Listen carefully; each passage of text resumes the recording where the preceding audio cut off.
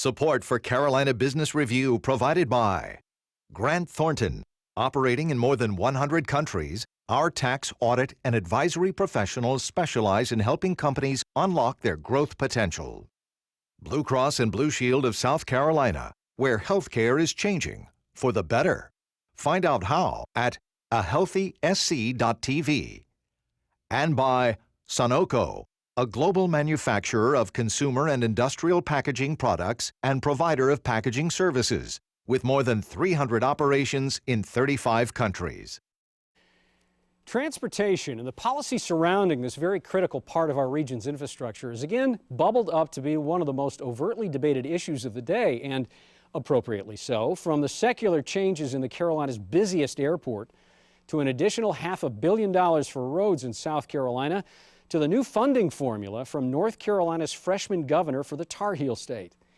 Welcome again to the most widely watched dialogue on Carolina business and public policy. I'm Chris William, and in just the past 2 months, we have hosted both North and South Carolina's Secretaries of Transportation on these same issues. It's so much more than fixing roads and bridges. It goes to the very connectivity of our communities and the cultural development of this region. We will start in just a moment, and later on, Martin Marietta boss Ward Nye.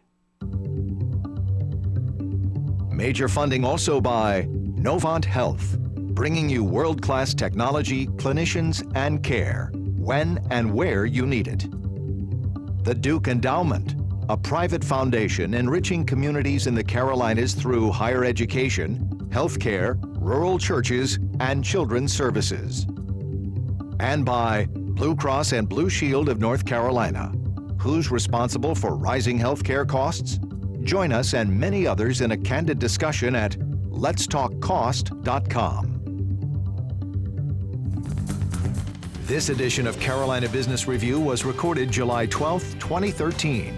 On this week's program, Deepal Eliatamby of Alliance Consulting Engineers, Bob Morgan of the Charlotte Chamber of Commerce, and special guest Howard Nye, President and CEO of Martin Marietta Materials.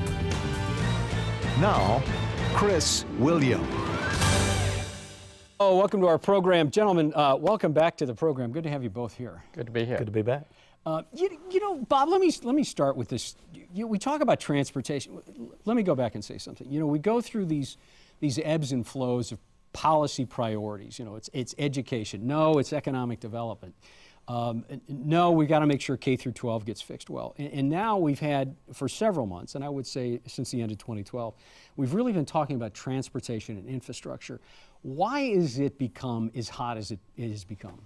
I think it's because the Carolinas have become a hotbed of growth, and transportation, if you don't keep up with your infrastructure investments, that's an issue that can trip you up. We've seen it in other regions around the country, and certainly to now in North Carolina have a governor who is mayor of the fastest growing metropolitan area in the first decade of the new century. He gets that. He has a legacy as mayor of funding and investing in transit. Now the state of North Carolina has moved to the new mobility fund, which replaces the equity formula. It places a much greater variable on congestion, which is the big issue in the urban areas that are the economic engines of the state. And I know it's not specific to the transportation idea that Governor McCrory's put out there, but as you well know, the New York Times came out with this idea that, you know, what's happened in North Carolina. The Virginia pilot a month ago also took a similar point of view with North Carolina, that the Republicans are hollowing out some of the things that made North Carolina so popular for so long. Don't worry, Deepal, I'm going to give you a chance to defend the Palmetto State here in a second. You know, what is going on here? Are the Republicans, is it too early to make a decision on what the Republicans are doing for the state going forward? Chris, there is a profound transition of power that has taken place in state government in North Carolina, and I think we are all trying to sort through what that means. I think the Republican Party, with the new governor, with strong veto-proof legislative majorities, trying to figure out what that means. And so we're seeing a battle for what are the priorities within their agenda, and I think the rest of us are, again, trying to figure out how to sort through that and how to live with this new reality that the last couple of elections have dealt us. Yeah, the GOP in South Carolina has been in charge for a while now, Yes, and one of the things that they secured and did in June, this beginning of the summer, was to say $500 more million at least for roads, for transportation. seems like it's a step in the right direction. Is it? It is. Chris, as Bob just mentioned, the Carolinas is a very fast-growing region. In the last 20 years, South Carolina's added 2 congressional districts, 2 additional congressional districts. That's huge. And because of the success we've had in the last 10 years with announcements, great announcements like Boeing, BMW, Michelin, Continental, Bridgestone, et cetera, our roads are being put to good use. And the General Assembly has recognized that we have about a $29 billion shortfall over the next 20 years. And so they coupled $50 million of one-time budget surplus with $41 million of vehicle tax money, sales tax money, and leverage to get $500 million worth of general obligation bonds to pave some roads and maintain the roads. That's a small step, but a giant step in the right direction. You know, and not to leave the South Carolina governor untouched, since we were talking about Governor McCrory, Nikki Haley is opposed to any type of increase in gas tax to pay for some roads. That seems counterintuitive to what should be going on down there. Why is she stands such an opposition to this? The governor is the biggest champion about economic development and creating jobs in the state. She has been wonderful, and she has now created almost 40,000 jobs in the 2.5 years that she's been in office, almost, I think, $10 billion in capital investment. She recognizes the importance of transportation infrastructure in creating new jobs, setting the table for new companies, also for the existing companies of getting product in, raw materials in, finished product out, and the people in and out. But she's looking for alternative ways of bringing funding without taxing the people that use it. That's her position. How do you think business feels about that? I think you're seeing both sides, Chris. You've seen the Truckers Association actually come in favor of a gasoline tax increase. The gasoline tax in South Carolina is 16.87 cents a gallon, which is one of the cheapest, a third lowest in the country. We have the 4th largest highway network in the country. For a small state of 4.5 million people, we're 24th, I think, in population, 40th in landmass size. We have the 4th largest highway network, but the 3rd lowest gasoline tax. So there needs to be some soul searching done as to how we're going to fund our transportation network. You know, we had, as I mentioned at the top of the program, we had both Secretaries of Transportation on this program within the last 60 days, St. Ange from South Carolina and Secretary Tata from North Carolina, and asked them both this question, and Bob, I'm going to ask you this question, and it goes to a gas tax or a consumption tax. So what is a sustainable model for revenue for transportation, since cars are becoming more efficient, people are driving less, hopefully, and going more toward a mass transit or a more efficient highway system? How do we need to be funding this differently or looking at that? Well, the gas tax is not the dependable source that it used to be, and the political opposition to raising the gas tax is formidable. The regions around the country, the regions around the world that are getting it done are using user fees, tolls. Texas is at least a decade or more ahead of North Carolina in aggressively using tolls to build new roads. Public-private partnerships. The rest of the developing world has been much more aggressive in bringing public sector and private sector dollars to the table to build transportation infrastructure. We've long looked with envy south to South Carolina in York County, Pennies for Progress, a statewide infrastructure bank, a local sales tax. It has a sunset, goes to referendum. Here's what we're going to build over the next 7 years. You go back 7 years later, the public has seen what they've gotten, where you initially passed it with a 51% support, then you get to 60%. They went back a third time in York County. 75% of the public voted for a tax. It has a sunset, but it's a specific set of projects. North Carolina needs to be a lot more aggressive, like South Carolina, in bringing different creative funding mechanisms to the table. And Bob's right. As far as we've seen, York County started that in 1996, and they're in their 3rd penny. And we've seen other counties now take advantage of that same program. The General Assembly in the previous general session actually approved for several other counties to participate in an additional penny sales tax, and several counties are taking advantage of that. A quick shift to both of the metros that you all hail from. In Charlotte, largest airport in the Carolinas, Charlotte Douglas Airport, Charlotte Douglas International Airport, has been going through this idea of an authority wresting it from city control, sending it to an authority. Seems like, Bob, and this is going to be no surprise, that it has not been done smoothly, and there's been some hurt feelings both on the state level and local politics level. Just briefly, if you can, what has gone on there? Is it the right thing to have an airport authority, and why has this happened so unevenly? Chris, there have been personal politics involved. There have been partisan politics involved. Cut through that, at the heart of it, there is a legitimate policy question. What is the best governance model for the Charlotte Airport going forward at a time when U.S. Airways and American are about to merge, and Charlotte potentially can play a major role there, at a time when the Norfolk and Southern Intermodal Yard will open next year, 1 year ahead of the Panama Canal opening, which relates to the Port of Charleston, where more of North Carolina's goods flow in and out of, certainly from the Charlotte region. What is the best governance of the airport? As you said, the process has not been pretty, but it is a legitimate question, and that's the debate that's taking place between the city, which has run the airport extremely well, built it into one of the best ever, and state government, which has a view of the need to be more regional in the governance. Does the Chamber support an airport authority? We have said we don't know what the best government model is. We have said to the city, we've said to the state, you guys need to come together. We don't need one of you determining the answer without the other. We've seen some of that. We've not seen enough of that. It may be too late. It may be that the state passes the authority bill, and it may be that the city then takes whatever options it has through lawsuits or whatever other means, which frankly from our perspective would be very unfortunate. It would create uncertainty over some period of time going forward at a time when the U.S. Airways American merger is going to take place, and we have an opportunity to benefit from that. Yeah, it seems particularly poignant around the merger as well. We've got about a minute, and again, not fair to shoehorn this one into a minute, but Bull Street development in Columbia is understatement to say this is a game changer for not just the cityscape of Columbia, but development going forward. That has become fairly partisan, and I would almost say hyper-partisan in some cases. This is a game changer. It seems like this is a game changer, Deepal. Is the city going in the right, is Mayor Benjamin going in the right way with this? It is. It's an exciting project, Chris. There's 187 acres of state-owned property in the city, core of the city. There's probably not another parcel of land like it in any capital city in the country.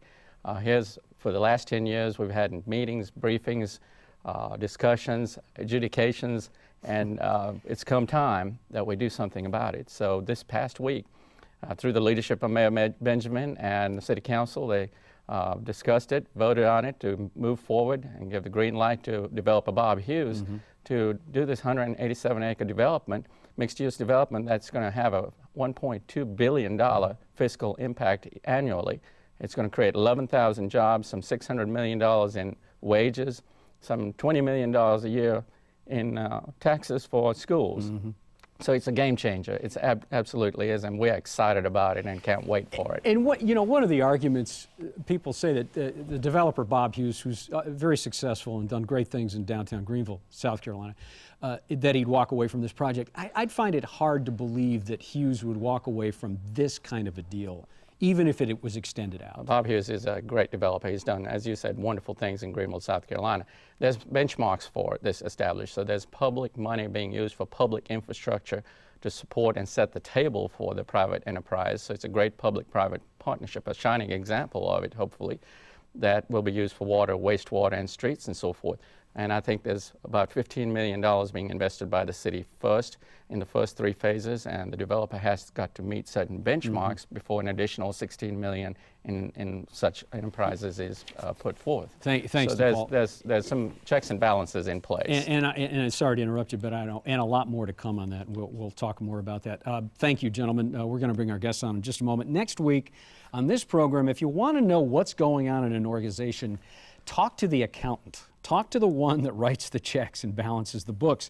You could say the CFOs for both North and South Carolina will be here. That is the Treasurer of North Carolina, the Honorable Janet Cowell, along with the Treasurer from South Carolina, the Honorable Curtis Loftus, will join us on this program together, talking about policy, talking about public debt, and talking about many of the things that we continue to talk about, education and development. You know, when you lead one of the nation's top 2 producers in aggregates for the construction and related businesses, it would make some sense that you take a keen interest in infrastructure, in agriculture, in sustainability, and certainly in the environment. Joining us now is Martin Marietta President and Chief Executive Officer, Ward Nye. Ward, welcome to the program. Good to be here. Thanks, Chris. Ward, you've heard a lot of the transportation talk, not just sitting off set here, but you've been immersed in this thing.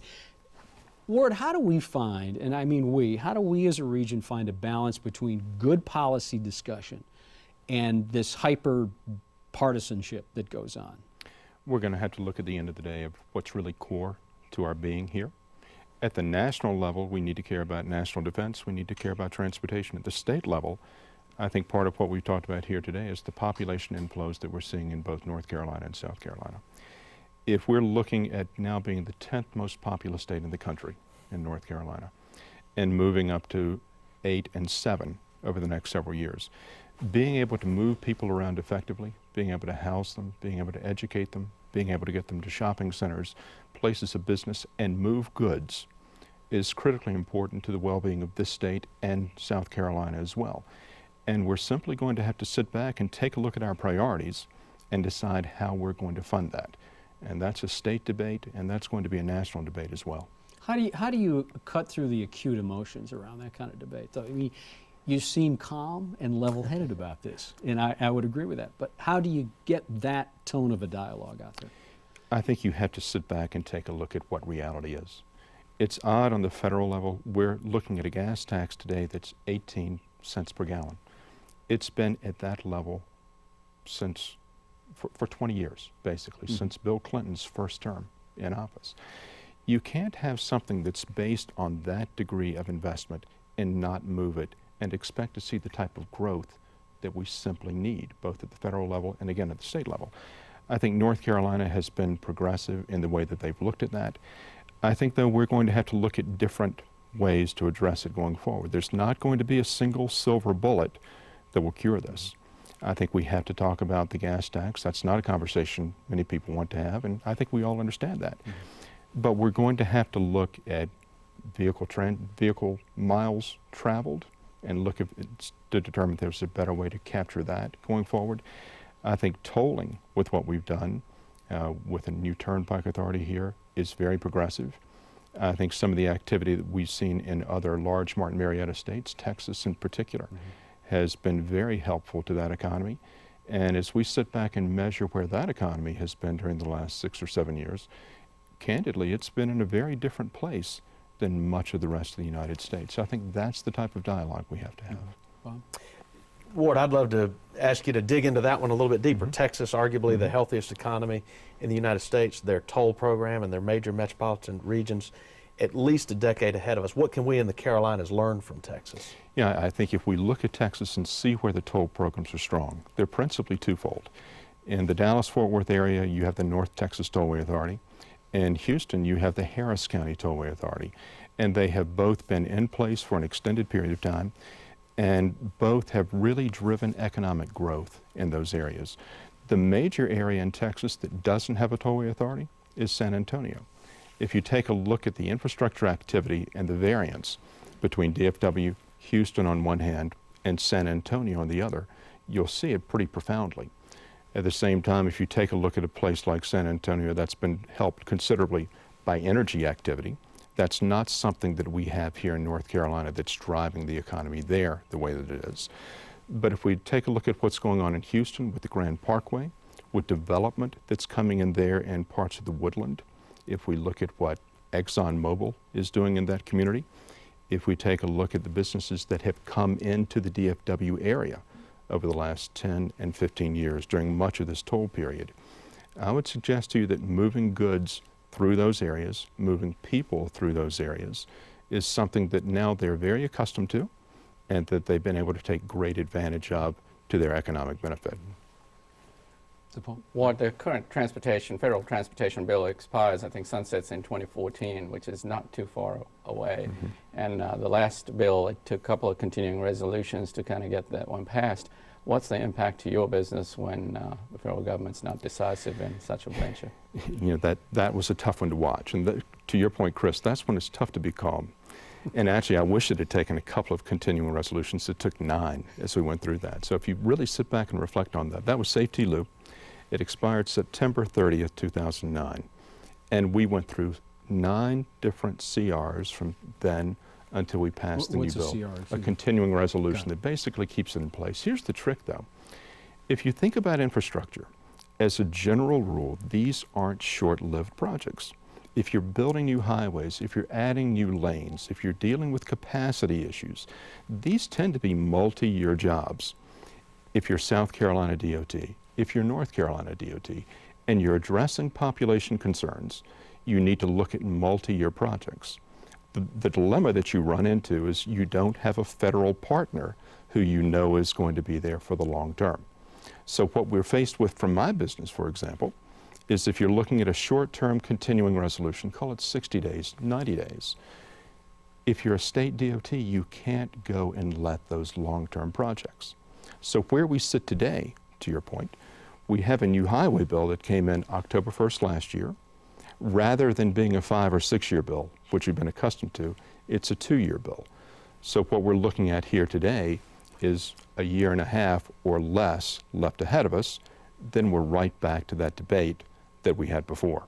The hope and the aim is that we won't go through 9 more continuing resolutions. We have a business that doesn't do well on a stop-start basis. And having that number of continuing resolutions never lets you run. We do really well when we can hit our stride.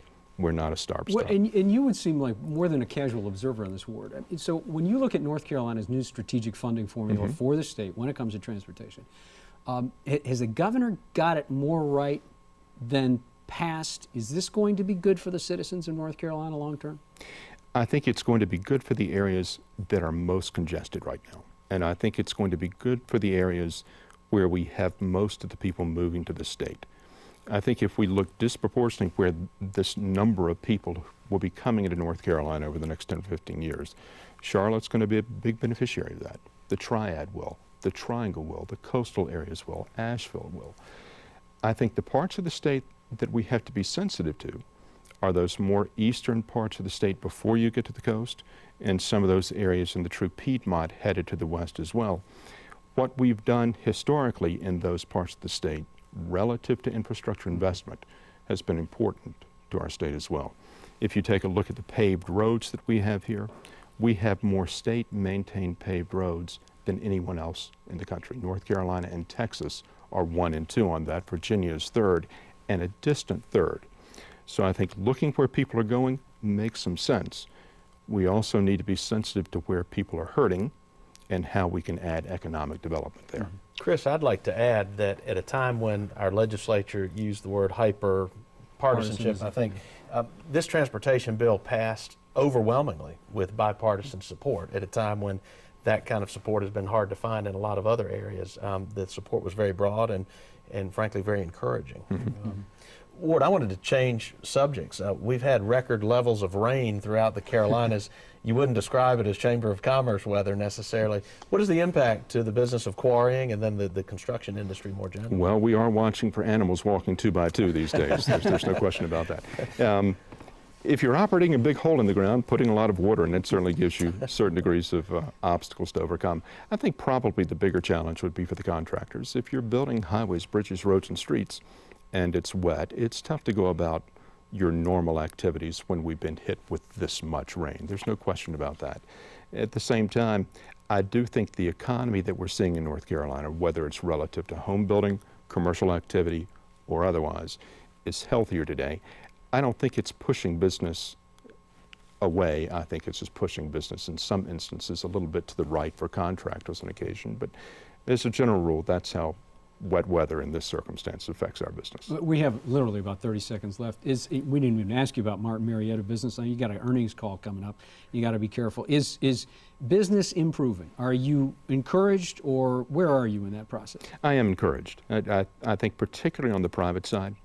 I think what we've seen over the last several months as housing has really started to recover is a good story for the United States. We celebrate the fact that we're getting close to 1 million starts a year. We need to remember on the nation, 1.5 million is a 50-year average. So while it's getting better, we still have a ways to go. Please come back so we can talk about Martin Marietta a little bit more. We'll do that. Thank you, Ward. Good to have you on the Chris. program. Deepal, welcome. Glad you made it safely. Bob, always nice to have you on. Thank you. Good to be back. Thank you. Until next week, I'm Chris William. Good night.